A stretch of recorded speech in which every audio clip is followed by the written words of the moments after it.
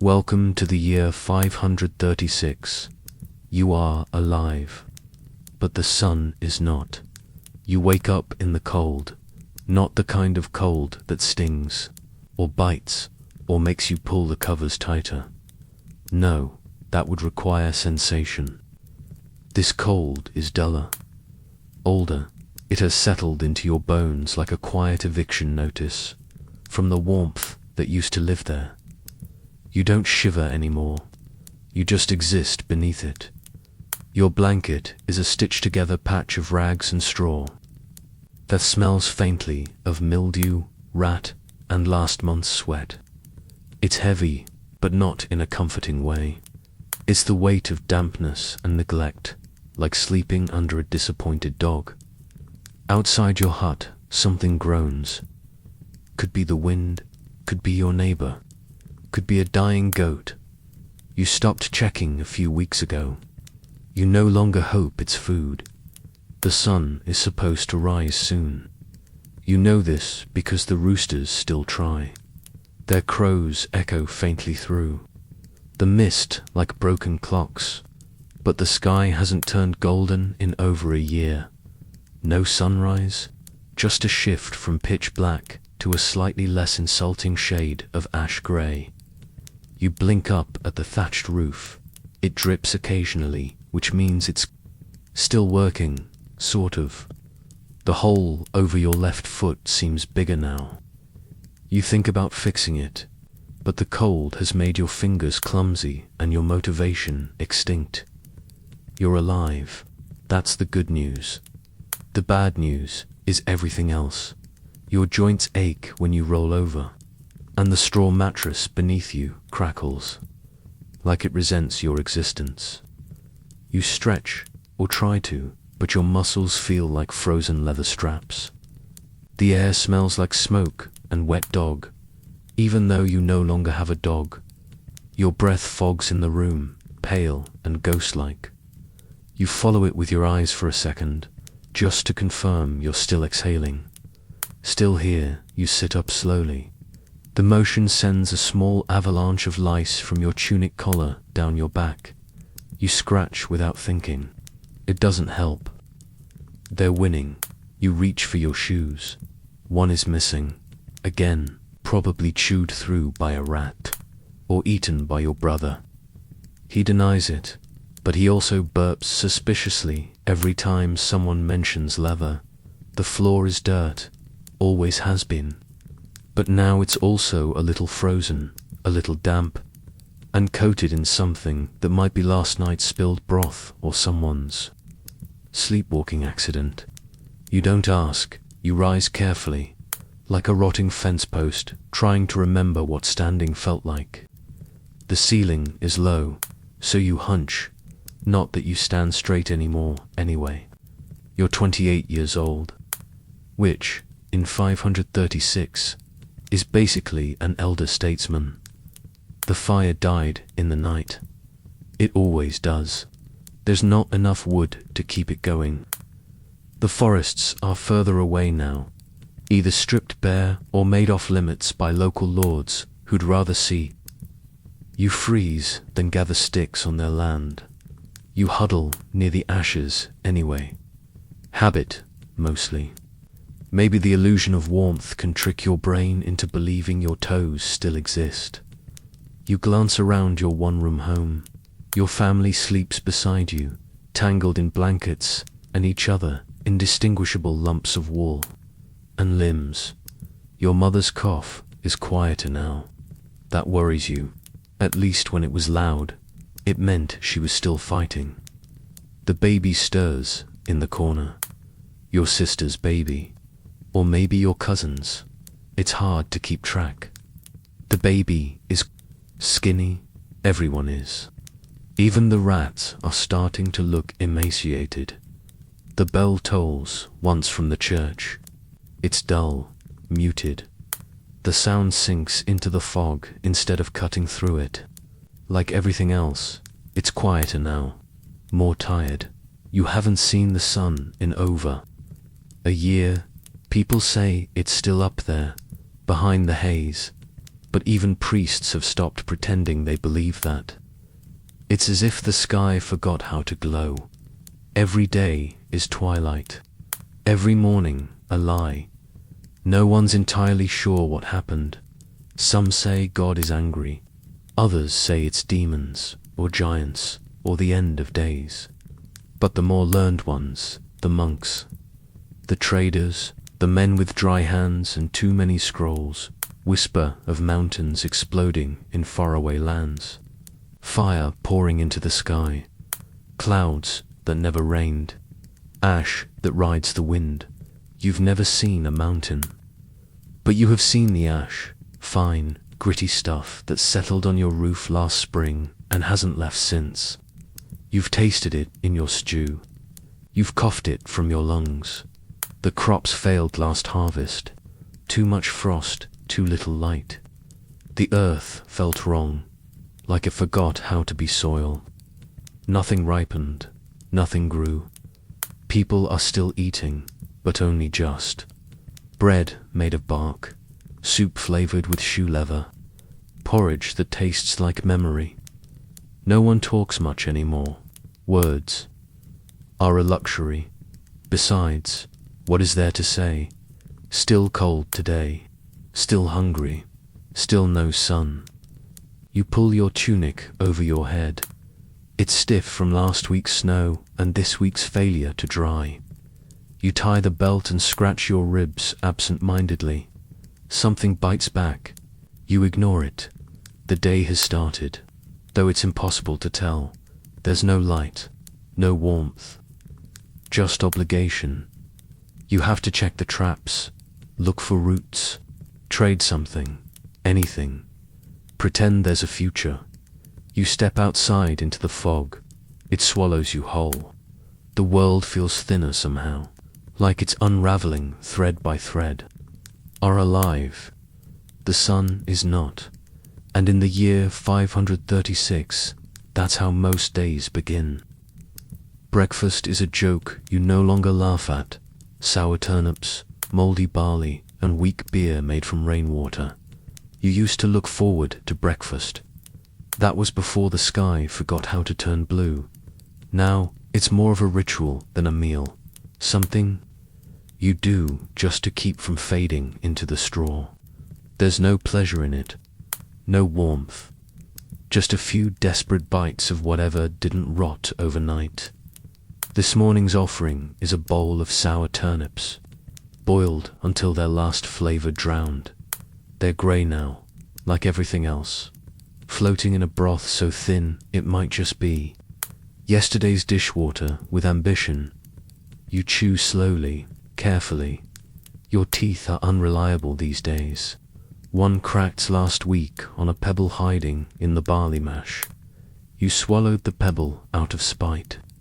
You're not sure who you were punishing, but it felt like a small victory.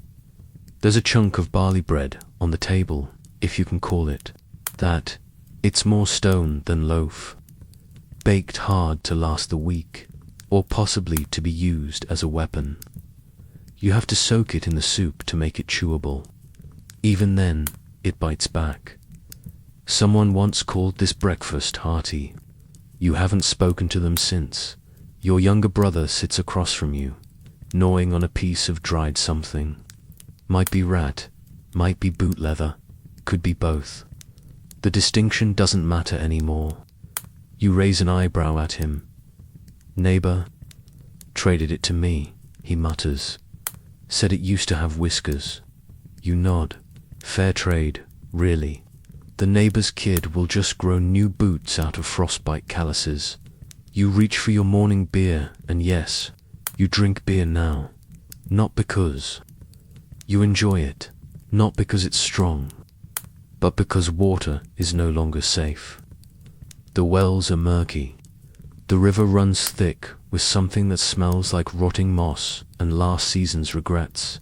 The beer is weak, just fermented enough to not kill you. It tastes like soggy straw with a hint of mildew. You sip it anyway. It's wet and it's warm, which, in 536, counts as luxury. The baby cries again. Your cousin rocks her absently, trying to shush the sound. It's not that anyone's annoyed, it's just that crying reminds people they're still human, and that's hard to stomach before breakfast. You look down at your bowl. Something black floats in it. Could be a bug. Could be a burnt turnip. Skin, you fish it out and flick it onto the floor. A chicken darts over and eats it. You're not sure whose chicken that is. You chew again. This time, you taste dirt. Not metaphorically, real, gritty soil.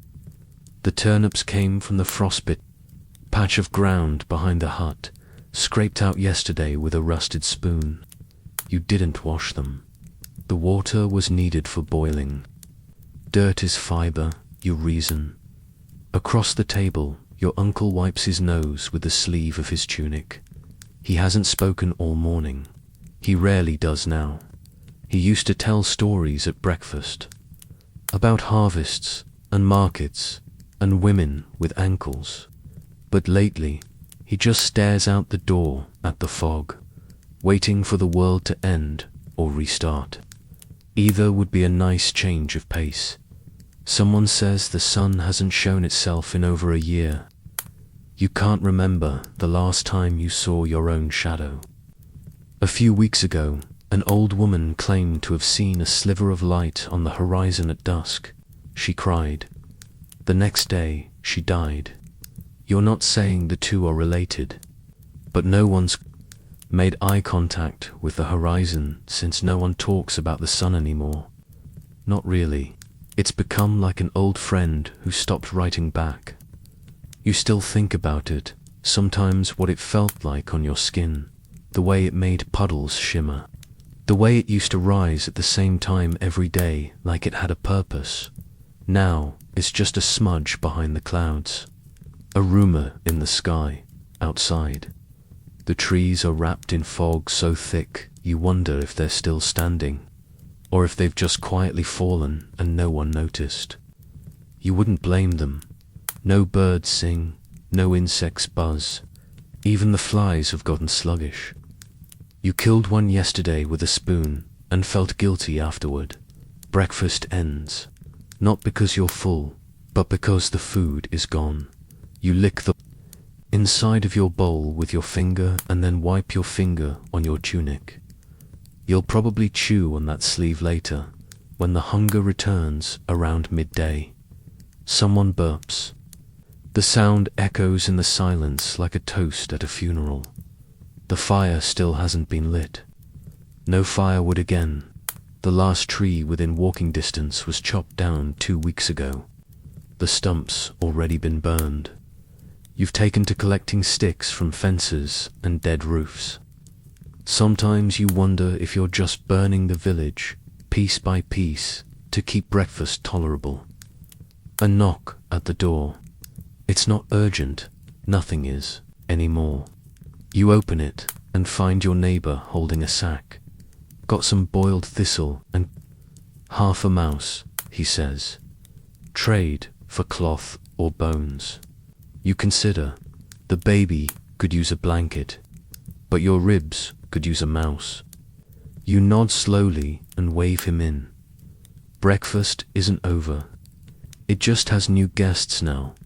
You shut the door behind him. The wind moans low through the cracks in the wood, like it's too tired to whistle. You chew quietly. You don't taste anything anymore. But that's better than tasting everything. This is breakfast in 536. A ritual, a survival tactic, a quiet war against your own stomach, and the war is far from over. It's summer, apparently. You know this, not because of any warmth, or bloom, or sun. You know it because someone scratched a mark on a wooden beam by the hearth, one for each moon. You trust the marks, more than you trust the sky, because the sky has stopped behaving. What once arched blue and bright above you now hangs like an old woolen cloak, heavy, damp, and full of holes. You haven't seen blue in over a year, just greys, dull whites, and something you've come to think of as ash-colored ash. You don't talk about the sky anymore. People used to complain it's been cloudy all week, too cold. For June, the crops are late, but that was last year, before it stopped being weather and started being punishment. Now, the clouds just stay. They don't move, they don't break. They hover, low and sullen, like they're waiting for something. Some mornings, you swear they're lower than the treetops, like the heavens have collapsed, but no one wants to say it out loud. You wake to frost on the ground in the middle of summer. The grass crunches underfoot like it's December. You try not to look at the fields because there's nothing to see. The barley shoots are stunted. The root vegetables are shrunken, brownish, confused. It's like the earth is trying to grow things, but forgot how someone says it was a mountain that did this. Far to the north, or was it the west? A great black mountain coughed fire into the sky. Others say it was 2 mountains, or 3, maybe 1 in the jungle, maybe 1 on an island. Names float around. Iceland, Ilopango, the cursed places. Doesn't really matter. You've never seen a mountain. You've certainly never wronged one. They say the eruption sent smoke so high it got stuck in the sky. Ash and sulfur climbed above the clouds and refused to come down.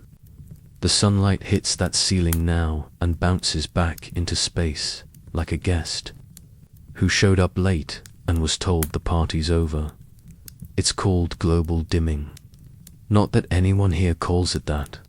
They just call it this hell, or God's punishment, or Tuesday. You feel it in your body. Your knees started aching last spring and haven't stopped. Your fingers go numb in the mornings. Sometimes your toes do too. It's hard to tell if it's cold, or hunger, or just time. You feel it in the trees. The bark is duller. The leaves are brittle. They fall early and rot late. Birds have stopped returning. Bees have stopped buzzing. The forest is quiet, and not in a peaceful way. More like a funeral that forgot to end. You feel it in your chest. In the heaviness, the wet air that clings to your lungs like mold on cheesecloth. You haven't taken a deep breath in months. Not because you can't, because you're afraid of what it might taste like. Some days, the ash falls, visibly fine dust, like powdered sorrow. It coats the roof, the well, the soup. You tried brushing it off once. It came back faster than snow. You've stopped brushing. Now it just layers, and you imagine the house slowly becoming part of the earth again. Someone in the next village claims the sun did shine for an hour. Just once, early this spring. They say it was blinding, yellow, hot, unfamiliar. It scared the children. No one could look directly at it. And then it disappeared behind the grey again, like it had made a mistake. You're not sure you believe it, but you envy the lie. No. One really knows what's happening. The priests say it's the wrath of God. The old women say it's the revenge of witches. The drunks mutter about dragons coughing in their sleep. You don't argue with any of them. You just keep your head down and your boots dry. You don't know the cause, but you know the consequence. Nothing grows. And if nothing grows, nothing eats. And if nothing eats, well, you've started measuring your days in smaller things. Whether the bread mold is green or black, whether the fog lifts by noon, whether the rats still hiss at you when you reach for the same crumbs. The old calendar doesn't matter anymore. Summer is just a name now, a memory passed between starving mouths, a tale about golden fields and long evenings and warm skin. But the fields are grey, the evenings are short, and no one remembers what warmth felt like. except maybe in dreams. You rub your hands together as you step outside. Your breath clouds in front of you. July, you think, or what used to be July. You watch the mist curl and vanish, and wonder where it goes. Maybe to join the sun, wherever it ran off to. Maybe it's better there. Your uncle says this happened once before. 100 years ago, or 2. No one can agree. There's a legend of a long night, a cold year, a sky turned against mankind. But it always ended. Eventually, that's what he says. Eventually, you clutch your cloak tighter, as if wool can replace sunlight. The trees creak in the wind. The air smells like wet stone and desperation. You look up, just once, just in case. Still, grey, still waiting. Still the year the sky won't clear. You trade a spoon for a handful of peas. You trade your pride for half a loaf. You are a farmer. That's the bad joke of it. You were born to the land, calloused hands, dirt under the nails, a spine bent like a sickle. But now the land has turned its back. It no longer grows. It no longer gives. It just lies there, cold, pale, and silent, like a corpse you're still expected to feed from this morning. You went to the field with a hoe that's more rust than iron and a heart. That's more worry than blood. The soil is still frozen. It's the middle of summer. You jab at it anyway, because that's what you've always done. You till, you sow, you hope. But now the seeds sit like stunned guests, waiting for a warmth that never comes. Nothing sprouts. Nothing blooms. The earth has forgotten how. You lean on your tool, panting in the mist. The fog hasn't lifted in weeks. It clings to your skin, to your thoughts, like wet linen. You can't even see the end of your own field anymore. Not that there's anything worth seeing, just the same cracked rows and frostbitten stubble stretching into the grey. Your back aches, your fingers ache.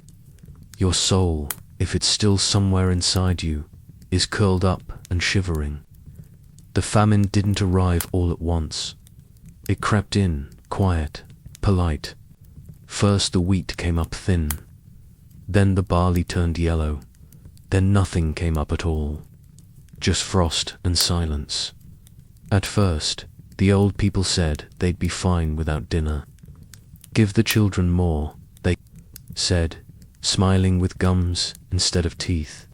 That was in the early weeks. By the second month, most of them had stopped speaking altogether. Now, the village graveyard is full of shallow mounds and hurried prayers.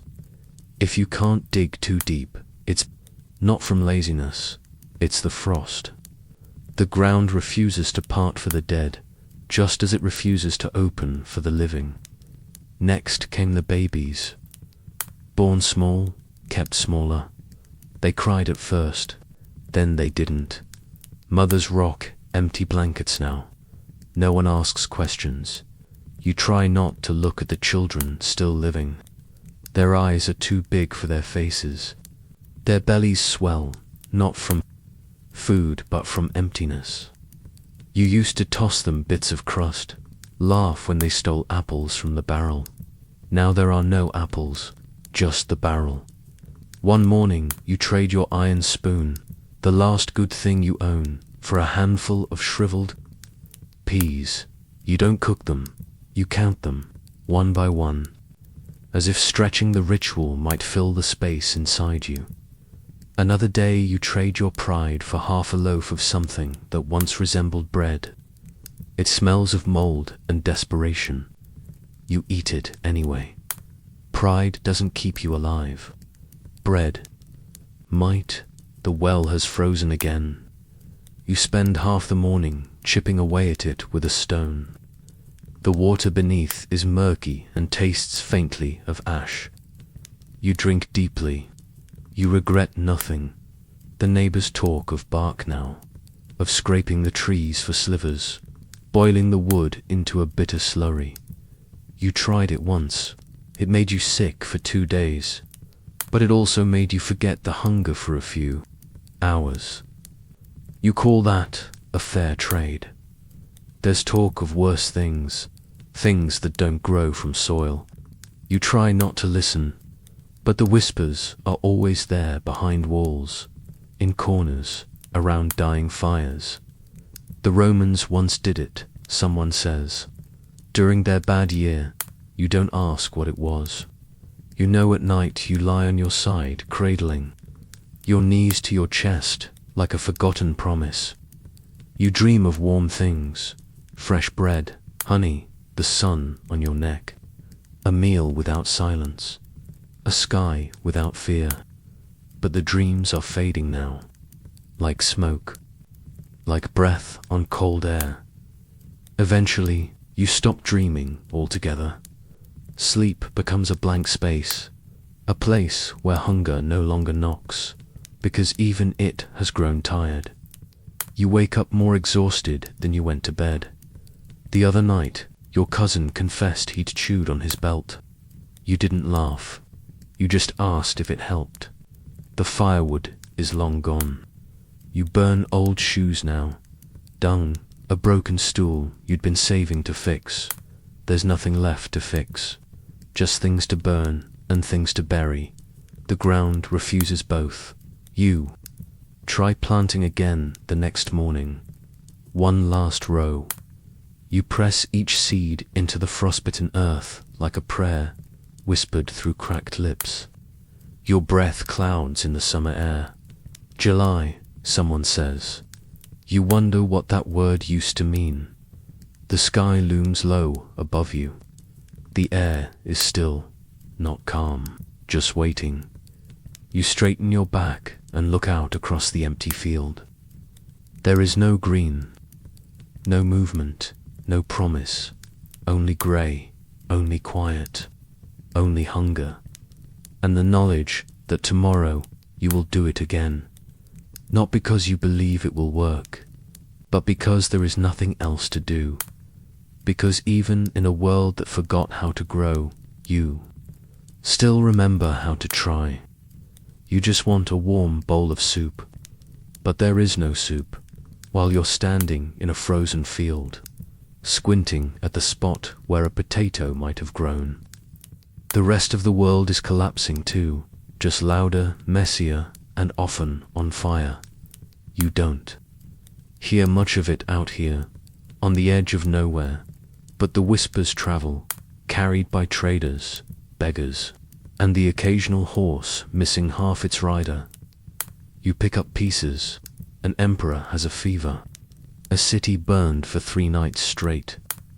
A kingdom now ruled by a 12-year-old with a sword and a grudge. It doesn't feel like history. It feels like weather. Distant thunder. You just hope it doesn't. Drift your way. Far to the east, Constantinople is choking. The Eastern Roman Empire, the last proud ghost of what once ruled the known world, is limping under the weight of too many bad years. First, the sun vanished, then the food ran out. Now there's plague. Not the polite kind, not the coffin prey kind, but the kind that turns men black before sundown and leaves whole neighborhoods full of corpses and silence. They say it started in Egypt, or maybe the rats started it, or the fleas. No one knows, and no one cares. It moves faster than blame. You hear rumors that the emperor himself, Justinian, the one with the laws and the crown and the very nice walls, caught it. They say he survived, but came back different, quieter, greyer, as if the sickness left something behind in him. Still, he clings to his empire like a man gripping a plank in floodwaters. He builds churches. He hires generals. He taxes everyone who's still breathing. The Eastern Roman Empire doesn't die with glory. It just sags, patching holes in its hull while the waves get higher.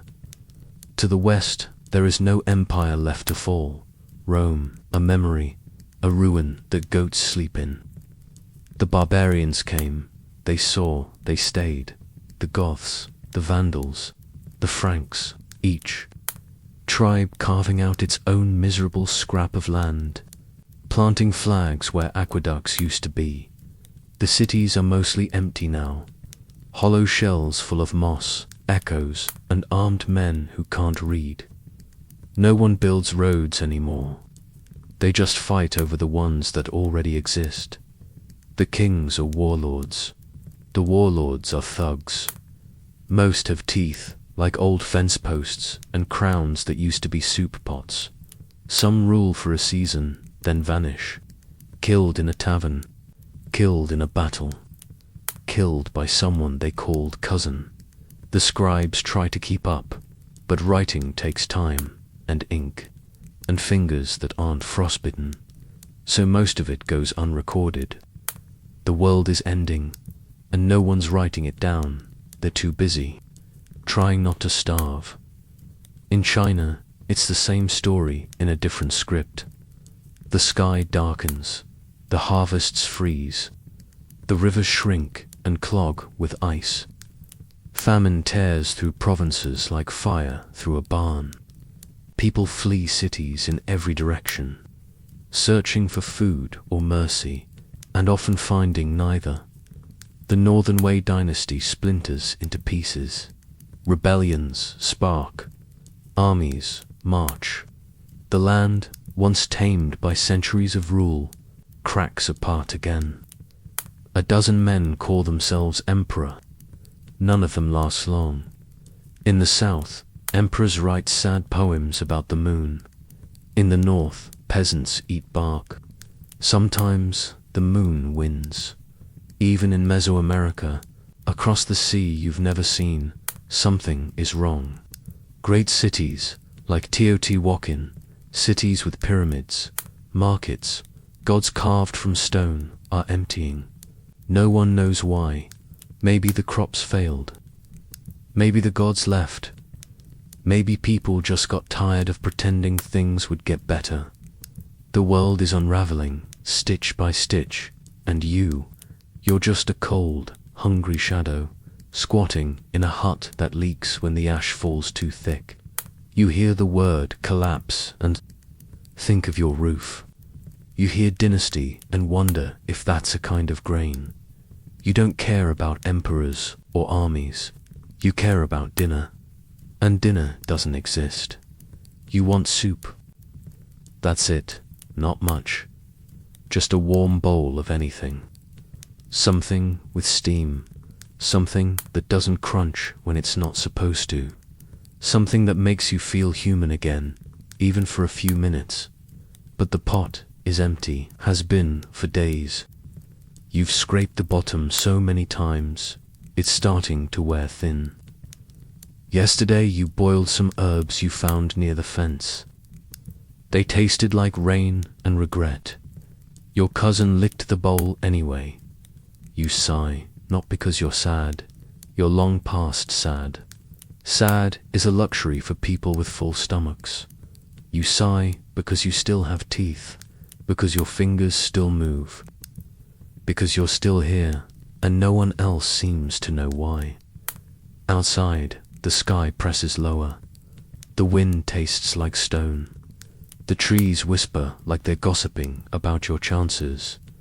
Far away, another king dies. Another city burns.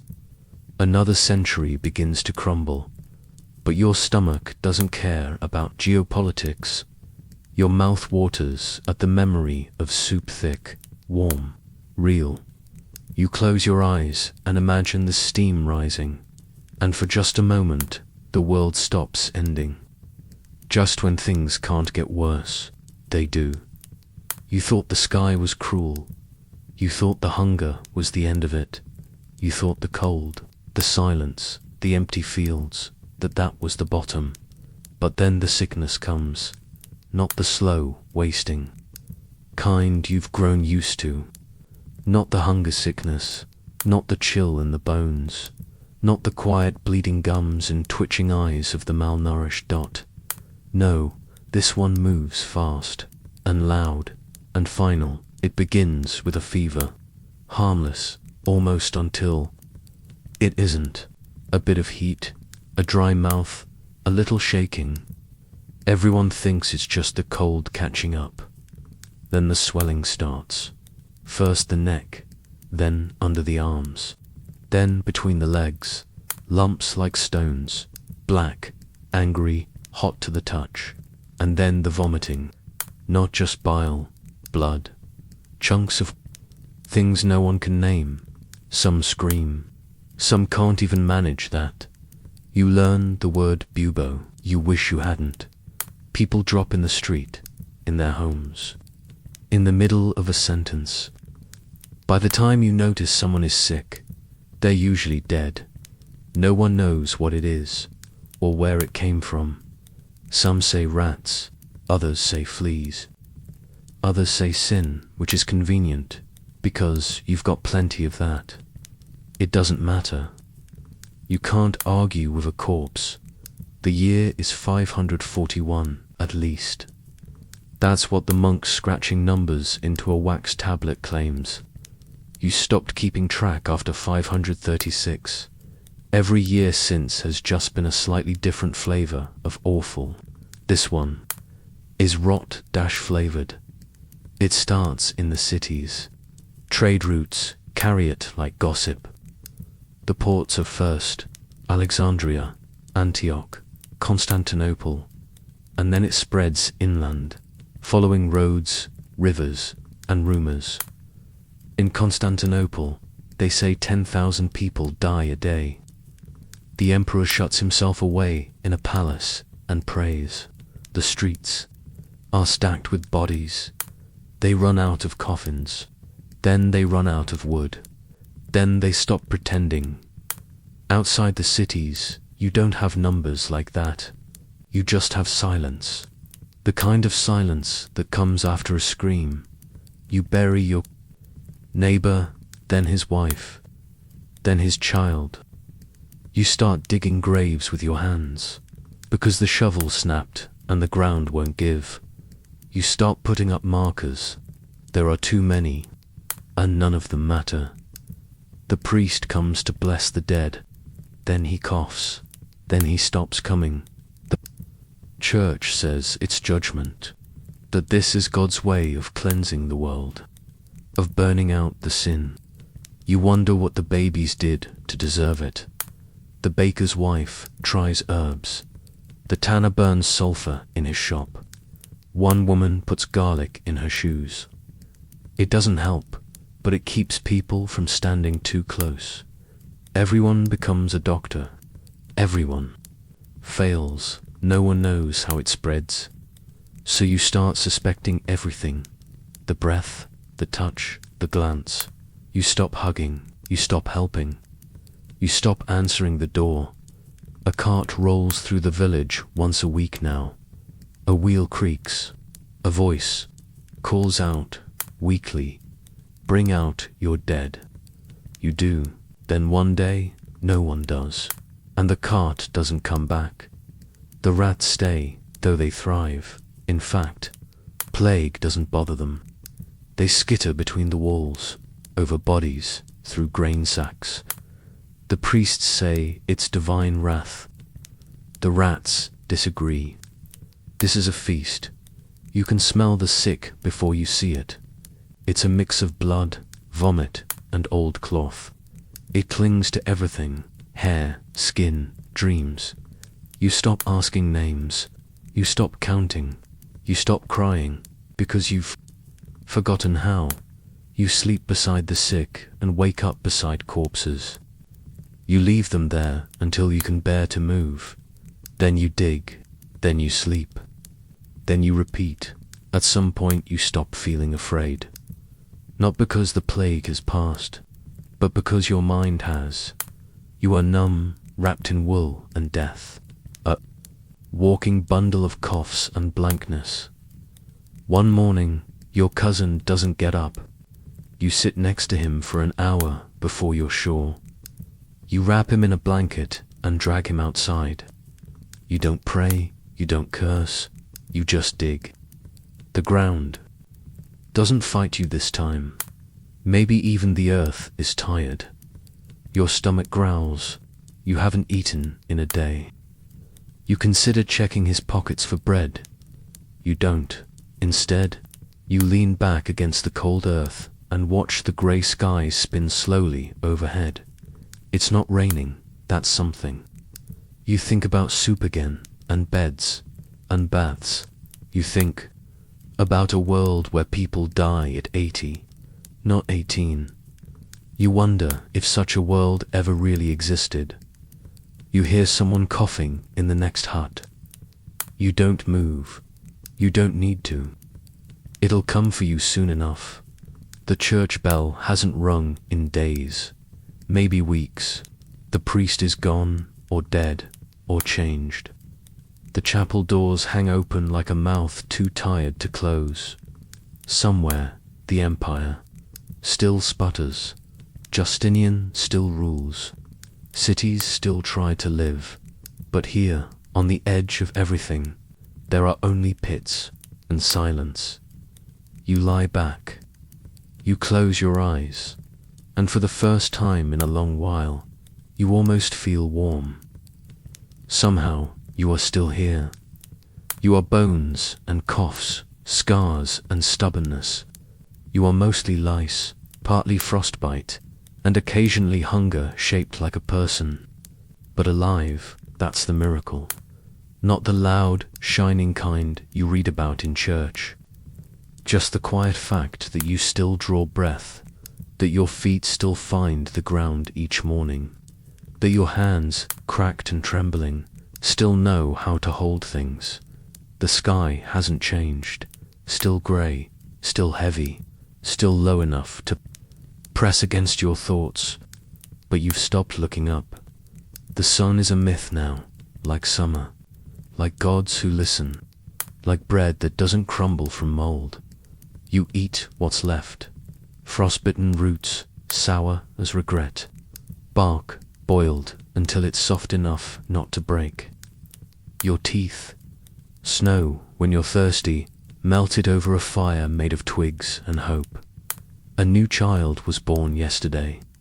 The mother screamed, the baby didn't. Not much. It opened its eyes, squinted at the world, and made a small sound. Not quite a cry, but not silence either. You were there. You watched its breath rise in the cold. That felt like something, not joy, but the memory of it. You gave the mother your last scrap of cloth. She didn't thank you. She just held the child tighter. Good words don't matter much now. You patch your cloak again. The sleeves are frayed, and the seams gave out months ago, but it's still warmer than nothing. And nothing is what most people wear these days. You find a dead branch and haul it back to your hut. It's wet. It'll smoke, but smoke is warm too. You cough anyway. The fire sputters, but it stays lit. You sit beside it and chew a strip of bark like it's roast duck. If you close your eyes and lie to yourself, you can almost taste the fat, almost, outside. The wind scratches at the corners of your home. The trees creak like old men remembering a better life. The church burned last month. No one knows how.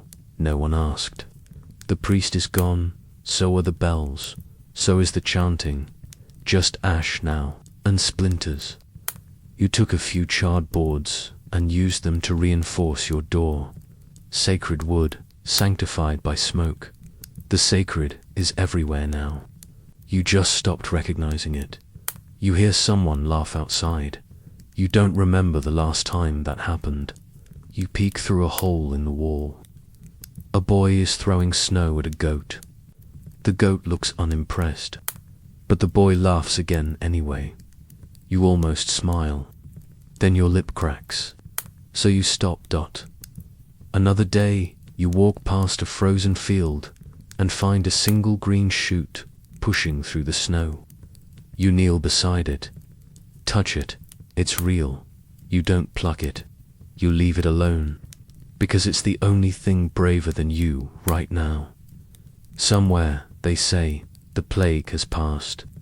The ash is thinning. The empire is rebuilding. You don't know if it's true. But the rumors have started to sound less like mourning and more like memory. That's something. You keep a small pile of dry grass hidden in your hut. Just enough to start a fire. You guard it like treasure. Because it is treasure, not gold. But heat, comfort, survival. Things more valuable than coins these days. You still count the days in your head. Sort of. You've forgotten the months. The calendar is a blur now. There's before the sky changed, and after. That's all that matters. The year doesn't end. It fades like a slow breath in the cold. You find yourself waking earlier, sleeping lighter, listening more, watching the wind move through bare branches and thinking, maybe, just maybe, the trees remember how to bloom. Your hair is longer now, thinner, grayer. Your hands are worn down to memory, but you still lift the pot, still gather twigs, still build fires that hiss and crackle and sometimes even glow. One night, you step outside and look up. You do it without thinking. Habit, hope.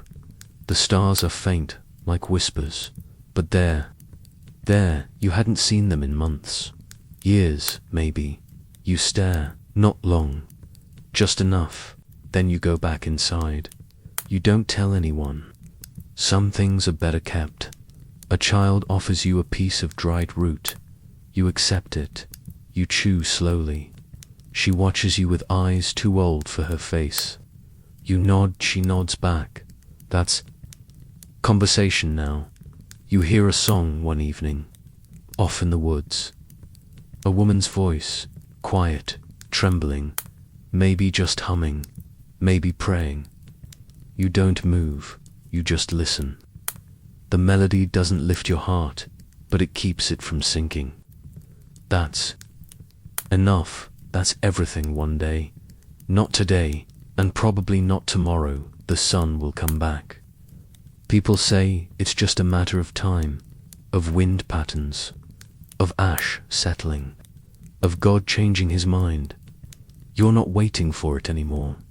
You're just here, still breathing, still chewing bark, still mending seams, still boiling water and pretending it tastes like soup, still helping others when you can, because even in a broken world, kindness is a form of rebellion. And now, the sky outside is darker than usual, a moonless kind of dark, thick and soft and absolute. You lie down beneath your cloak. The fire is low, your belly is empty, your fingers twitched but your heart still beats. You close your eyes, not because you've given up, but because, for once, you don't have to fight sleep. Not tonight.